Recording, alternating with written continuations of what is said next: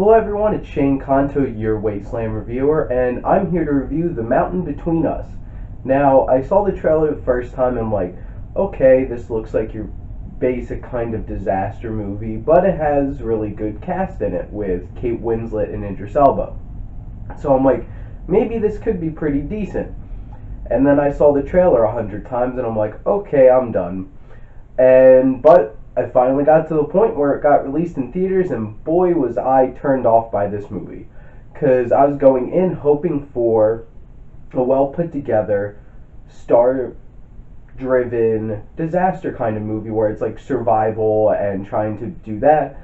But it gets thrown off because this turns on into a soap opera on a mountain and feels like a Nicholas Sparks movie, and I was so done.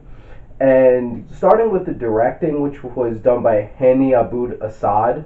Now, the way that he handles this story is very clunky, and I think the biggest issue with how this film was directed was that we weren't really able to pick up on any kind of real connection that built up to this romance besides maybe we're going to be stuck on this mountain forever and we just want to have sex with somebody, and it's like, okay, let's do it.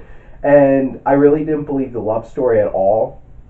And it was very jarring as it jumped from one extreme to another and resolved things very quickly, but then went nowhere for a long time. The pacing in this is a slog.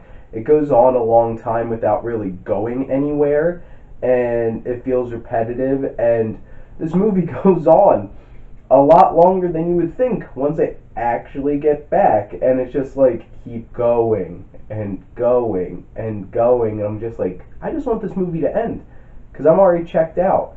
And the tone of this is, it gets so hokey and so melodramatic, like a Hallmark movie or a Lifetime movie out of nowhere, and it's just like, I don't believe this at all, and this doesn't feel like a big budgeted Hollywood film. And then I didn't really, so like, you care for these characters because it's Idris Elba and Kate Winslet and you don't want anything to happen to them. You care that extent, but I never once felt like I cared about them as a couple. And this love story was just really unbelievable for me.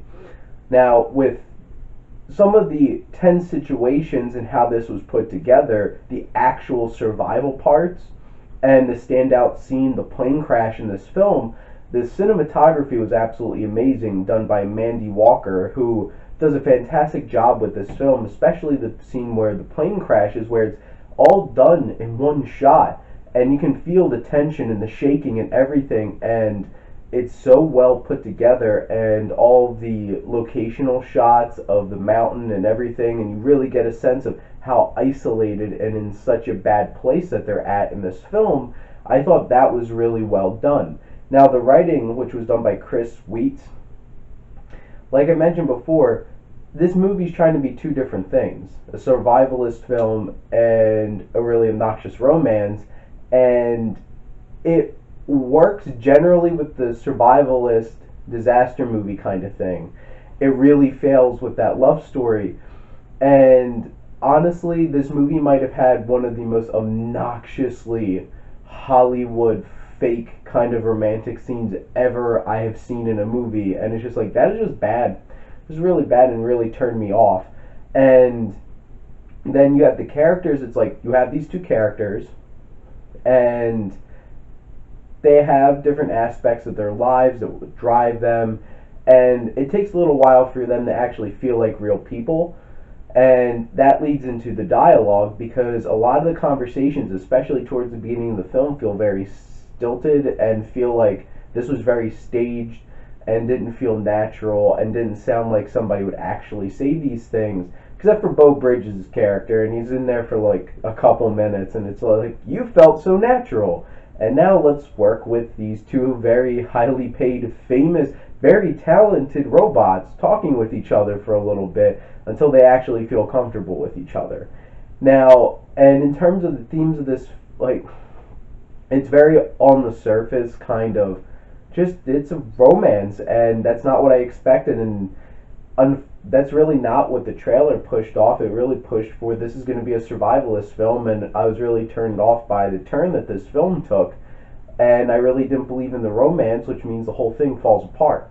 Now, the music was composed by Robin Djawadi, who does the music for Game of Thrones and Westworld, and is a fantastic composer. And I really did enjoy the music, but it was used poorly throughout certain parts of the film in terms of being really manipulative and really pushing tryings like you should feel emotions right now, and it was a bit much for me, but the actual music itself I thought was really good. Now, Idris Elba, Kate Winslet did amazing jobs, and they made this movie watchable. They made this something that if I had to watch it again, I could get through it because they're so talented and do a fantastic job of us connecting with these characters. Honestly, you really shouldn't connect with, because some of the stuff that they do makes no sense. It's abrupt, but they really bring a naturalist feeling to these characters, especially Idris Elba. I think he really, really sold this film for me on some level. Now, to wrap up with my thoughts, the it factor of this film, it's a really distracted, hokey melodrama that does have minimalist kind of tension and thrills to it as a survivalist film. And what I'm going to give The Mountain Between Us, and you can thank Idris Elba and Kate Winslet for this not getting an F, but I'm going to give The Mountain Between Us a D.